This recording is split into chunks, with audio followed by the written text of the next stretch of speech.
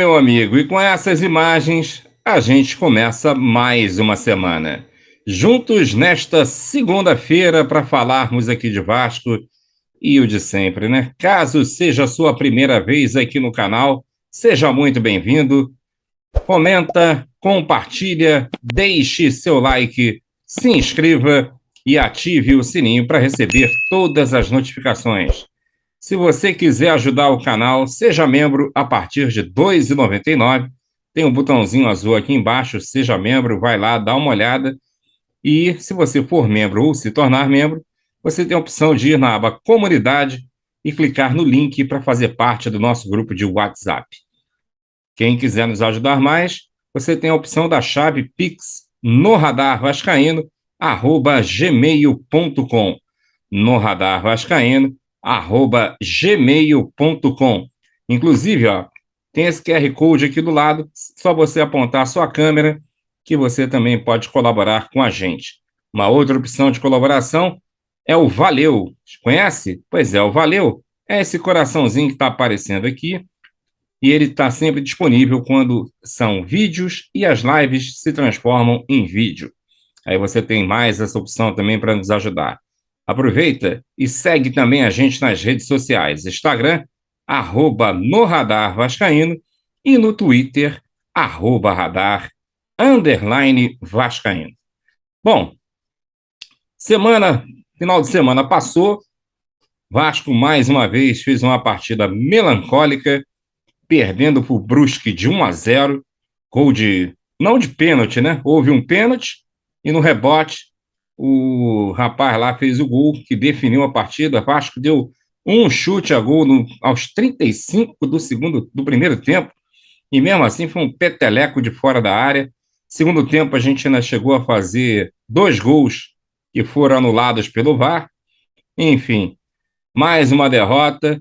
Emílio Faro passando aí por uma situação dificílima, já que ele já tinha admitido que não era técnico, agora passou a mudar o discurso, que é o técnico, enfim.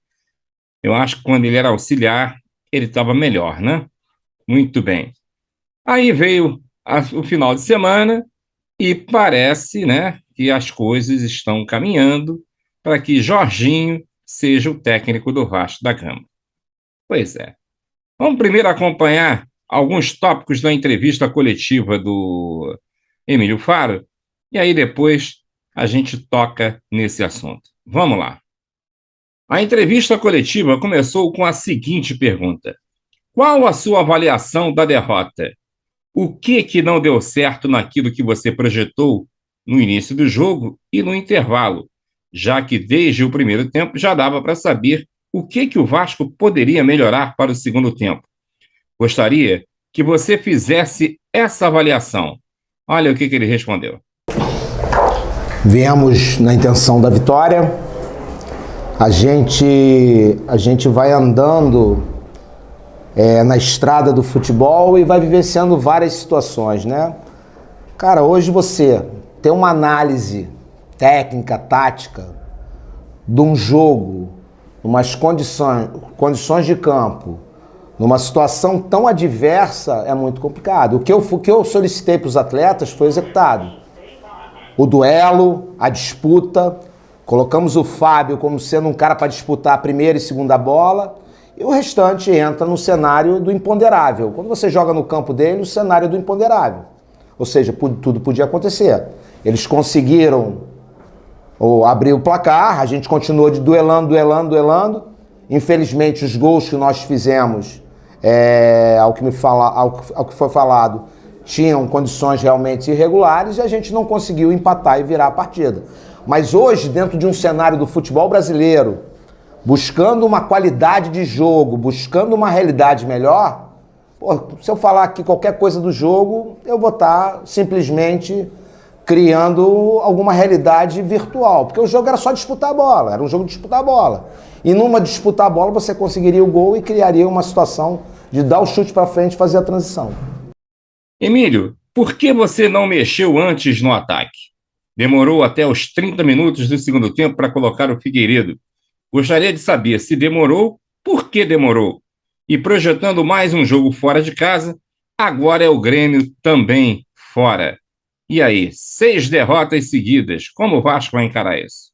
A gente vai mudando e para surtir efeito, a gente tem que esperar que as mudanças surtem efeito.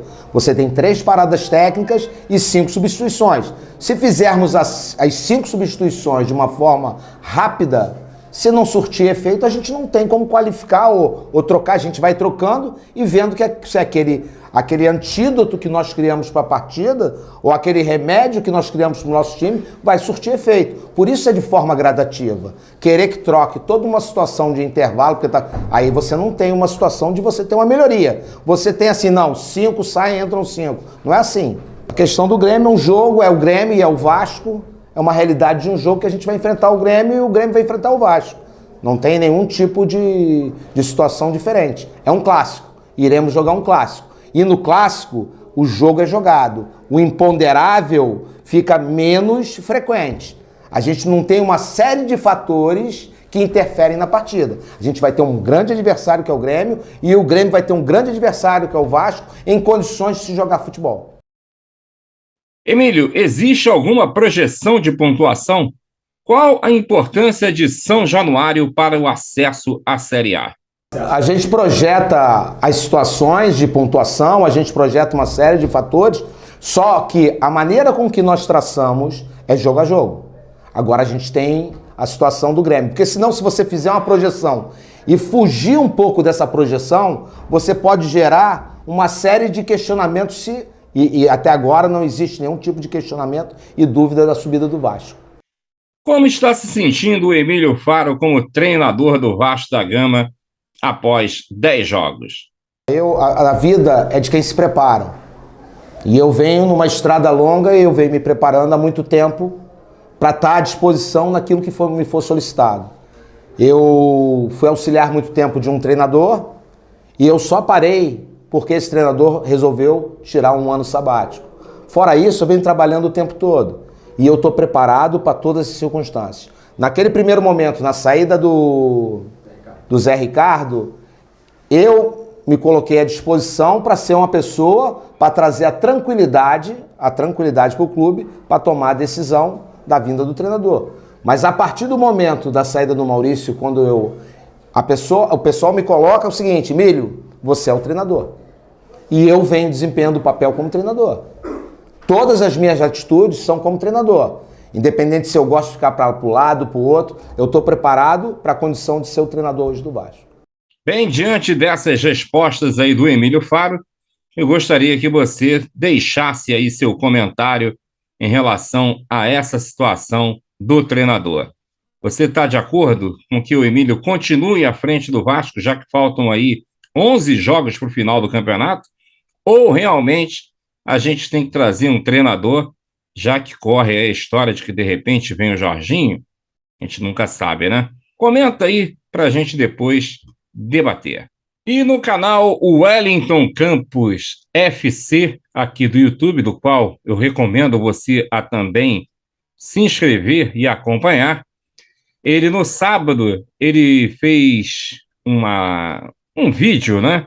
E eu peguei 2 cortes lá do canal dele, e eu vou colocar a partir desse momento aqui para você ver o Déo Aranha detonando. Primeiro, ele detona a escalação, os jogadores, essa situação aí de treinador, e aí depois ele vai detonar a diretoria.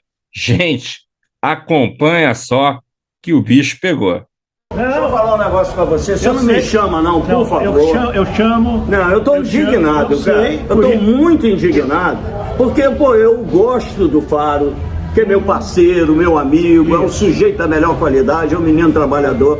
Semana passada você defendeu a permanência dele. Sim, né? Veio de uma vitória e tudo, aquela coisa toda. Mas olha, o Vasco fora de casa não pode jogar da mesma maneira que ele joga em São Januário. Então vamos lá, vamos fazer se a gente fosse o Tcheque Estrupador, vamos por partes. Não, vamos por partes nada, cara. Então vamos lá. Ó, Thiago Rodrigues, Matheus Ribeiro, Quinteiro... Isso não joga nada esse Matheus Ribeiro. Yuri, Andrei, Marlon Gomes, Alex Teixeira, Fábio Gomes e Aguinaldo. Ele escalou mal? Deixa eu falar um negócio pra você, amigo. Você fala o que sem você o quiser. Derê, esse time não anda. Vamos logo matar a charada. Sem o Nenê não tem ninguém para segurar uma bola. Porque esse Palácio que veio até como um jogador até com certa qualidade, é um menino talentoso, mas é um prega-presa. Ele é um jovem que não quer porcaria nenhuma com a Voz do Brasil. É um sonolento do cacete. Não quer nada. Tá aí pagando penitência no time do Vasco. Não ajuda em nada. Até é talentoso se quisesse jogar. Aí eu fico quem eu salvaria desse time do Vasco aí para uma Série A? 2 jogadores. Você salvaria o goleiro. Goleiro, que é um goleiraço. Goleiraço, é um goleiraço. E salvaria o Yuri no meio do campo. Eu não estou falando dos garotos. Não, os meninos. Os meninos, pelo amor de Deus. O Andrei Santos, que é disparado, o jogador mais consciente. Menino Marlon Gomes. O Eguinaldo, que hoje foi bem pra cacete contra o Guarani de centroavante, hoje jogou de ponta. E aí? Eles têm erro do técnico. Então, olha, o Grêmio mudou. Sim. O Grêmio não mudou? Não contratou o Renato Gaúcho? Mandou então embora. Eu não sei se é salgado, se é doce, se é 3,721, se é SAF, se é CIFO. Tem que tirar o técnico. Calma. Tem que tirar o técnico, deixar ele lá. Deixar ele trabalhando, como ele sempre trabalhou no Vasco, ele é muito útil na função dele, mas como técnico agora não dá. Mas agora eu vou te botar na parede porque você foi botar treinador. Na parede? Eu não pipoco não, mano, nunca pipoquei. Você foi treinador, Sim. Você foi treinador. Faltando 10 jogos agora. Sim. Dá tempo de chegar um outro técnico? Mas é claro que dá. O Vasco não só vai jogar daqui a uma semana, vai ser jogo agora de semana em semana, então por que o Grêmio trocou? Por que o Renato Gaúcho vai assumir o time na segunda-feira? O Renato conhece aquele time. E daí, meu? Conhece nada, aquilo lá é outro time do Grêmio. Fala aqui, é outro time. O Brusque estreou o técnico hoje. Isso aí. O Gilson Kleina, ele vinha de 4 resultados negativos, 3 isso aí, derrotas beleza. consecutivas. Estreou o Gilson Kleina, os caras correram um pouquinho mais. O Rodolfo se matou no meio-campo. Foi outra É coisa. disparado esse Rodolfo pra mim, foi o melhor jogador em campo. E o time tava morto. É um time. Não vai reclamar da arbitragem. Tudo bem, eu tenho dúvidas igual o Penido tem em relação ao gol do Alex Teixeira. Que pra mim ela toca no ombro, ele abre o braço, ela rola pelo braço dele, não é? Tudo bem, foi o VAR que anulou. Agora, o pênalti foi pênalti e o gol que ele fez no finalzinho estava impedido. Estava na frente mesmo. Então, peraí, não vem me reclamar de um time que pega a bola e dá balão pra dentro da área. Pô, o menino Faro hoje se perdeu por completo, as alterações dele ridículas de quem tá ali pagando penitência. Mas eu vou voltar ao Dé Aranha, que foi técnico. Não, eu fui técnico. Sim, mas você conhece. Não. Você conhece. Deixa eu falar um negócio. Porque você falou comigo aqui o seguinte: ele tem que botar o Eguinaldo nesse time pra correr. Ele jogou de quê contra o Guarani? Ele jogou de quê, o Eguinaldo? Deixa eu falar no teu ouvido. Ele jogou na qual posição que ele jogou contra o Guarani? Ele jogou de centroavante. Então por que hoje ele foi pra ponta direita? E marcar o lateral. Pra marcar o lateral. Me explica isso. Mas é isso que eu quero te perguntar. Porque você fora de casa, você tem que jogar fechadinho e explorando o contra-ataque com os meninos velozes que você tem. Hoje ele botou um centroavante, ele trouxe o Raniel pro time, cara. Que é outro jogador da mesma característica do Raniel, centroavante. E aí, e as jogadas liberadas, que os meninos, precisam de espaço para jogar, e não tinha. Você fica limitado. O time do Brusque fechadinho, fez um gol e se fechou, malandro. E lamba os beijos, hein? Lamba os beijos que eles tiveram vários contra-ataques. Pelo menos 3. Pelo menos fazia 2 molezinho. E depois o Vasco, como... Que tristeza, cara. Que tristeza de dizer que isso aí... Meu compadre, você é torcedor do Vasco. Eu não sou torcedor do Vasco não, hein? Eu sou torcedor do América, como sempre fui. Mas eu amo o Vasco, cara. Do melhor da minha vida. Como jogador e até como um homem que fez parte da comissão técnica do time do Vasco, campeão brasileiro de 97, junto com Antônio Lopes, Alci Portela e eu, a gente comandou essa desgraça aí. Eu sou campeão brasileiro, compadre. Não só como jogador, mas também como membro da comissão técnica do Vasco. Então, pelo amor de Deus, eu amo essa instituição, mas detesto esse time. Esse time é uma porcaria. Esse time é uma porcaria. Agora... E o técnico não pode fazer milagre, porque ele não tem caixa para isso, ele não tem personalidade para bater de frente com alguns jogadores que ele tem que tirar do time. Vocês têm medo do Vasco não subir? Eu não tenho não, porque os outros são também incompetentes pra caramba. Mas o Vasco tá fazendo por onde, né? E aí? Mas os outros são muito ruins. E aí, Décio? É inadmissível, cara, como a maneira que o Vasco se posiciona fora do Rio de Janeiro, como se é pequeno, como times de. Não é Pedro Dácio? Times de baixa qualidade, se impõem, ganham com facilidade. Seguido. Isso é recorde mundial na história do Vasco, negativa, cara. Eu não posso aceitar isso, meu irmão. E o pior é que quando a gente vai para São Januário ver o jogo do Vasco, né? A gente já sabe. Já quem joga é a torcida. E quem joga é a torcida. É empate ou vitória. Pode ver aí. Me diz aí quantos jogos o Vasco perdeu em São Januário. Acho que 2 só, né? 2 jogos. Perdeu pra quem? 2 jogos? Eu não me lembro mais. Não, tô dizendo nessa Série B. Nenhum. Agora, Nenhum. Na Série B, o Vasco não perdeu pra ninguém em São Januário. Eu acho que o Vasco sobe. Também acho que sobe. Pode até tropeçando, mas sobe. Eu acho que o Vasco é o que a gente na espera. sequência, os 3 próximos jogos. Estreia do Renato Gaúcho lá em Porto Alegre. Ele não joga, o Renato Gaúcho não joga, ele escala o time direito, é só isso. Mas tem estátua lá e tudo. Deixa eu te falar um negócio, meteram a mão no Vila Nova. Era pro Vila Nova não ter perdido pro Grêmio, não, que também tá outra baba de quiabo do cacete. Não era pra ter sido gol. Não, e era pra ser pênalti. Do Vila Nova. 28 minutos, segundo tempo. Isso aí é o que tá acontecendo no futebol brasileiro. Mas esse desgraçado desse VAR. Dá pra ganhar do Grêmio lá? Não, mas dá pra ganhar desde o momento que você tenha técnico competente, com conhecimento de causa e que coloque o jogador na posição que tem que colocar. É isso aí. E aí, Pereira? Posição errada. Se escalar o time direito, o time do Vasco, com todos os defeitos, com todas as carências dele, ele é melhor do que os concorrentes dele, que são piores ainda. Tá, e depois tem o Náutico em casa. Aí é. Agora você não ganha do Náutico, vamos fazer o seguinte, aí, décimo Série C. Mas aí, depois do Náutico em casa, vai a Belo Horizonte pegar o Cruzeiro. Até lá. Já terá subido, Esse que é o amistoso, detalhe. E aí? amistoso. Meu amigo, o Cruzeiro chegou a uma situação de conquistar pontos igual o Vasco, que não merecia. Vamos lembrar que o Vasco também, E o Vasco ganhou do com o Cruzeiro. Zé Ricardo, eu dava de 1-0, todo mundo achava ruim. Chegava fora de casa, o que fazia? Empatava. Fechava a casinha. Sabia o que estava fazendo, é o que o Emílio não está fazendo. Técnico tem que ter sabedoria para saber uma hora eu tenho que jogar de uma maneira e outra eu tenho que jogar de outra. Ele quer jogar da mesma maneira em qualquer lugar?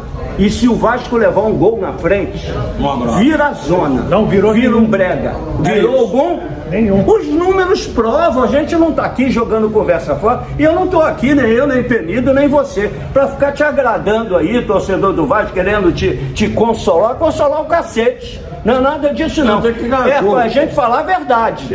É verdade. O time do Vasco é uma porcaria. E a diretoria do Vasco, pelo menos a que estava com o Salgado, é porcaria também.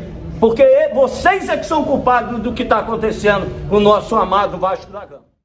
E diante disso tudo, também gostaria que você comentasse se você acha que o Dé tem razão ou não. Bom, para a gente finalizar o vídeo, a situação do Jorginho até agora ainda não está definida, mas parece, por rumores, que ele já estaria fechado com o Vasco da Gama e seria o treinador até o final da Série B. Ou seja, desses 11 jogos que o Vasco vai fazer, o Jorginho seria o técnico, e a ideia é de que para o ano que vem o treinador seja outro. Realmente parece que o pessoal da diretoria está mais perdido que cego em tiroteio, né? Trazer um técnico agora para fazer com que ele só fique até o final da temporada e depois montar um time para o ano que vem, não sei se valeria a pena. Mas também a pergunta é, qual grande técnico aceitaria agora pegar o Vasco da Gama nessas condições, né? Agora, você que acreditou na 777, que a gente ia ter coisas diferentes, grandes contratações, grandes técnicos, se contente com o Jorginho, caso ele acerte, tá bom? Bem, minha gente, esses eram os assuntos que eu gostaria de abordar agora, e lembrando a você que no Radar Vascaíno deve voltar com mais algum vídeo agora na parte da tarde, entre 4h30 e 6h30 estourando, e logo mais às 22 horas a gente está de volta com a nossa live de segunda-feira, que começa, como eu falei, às 22 horas, tá bom? Um forte abraço e a gente se vê. Valeu!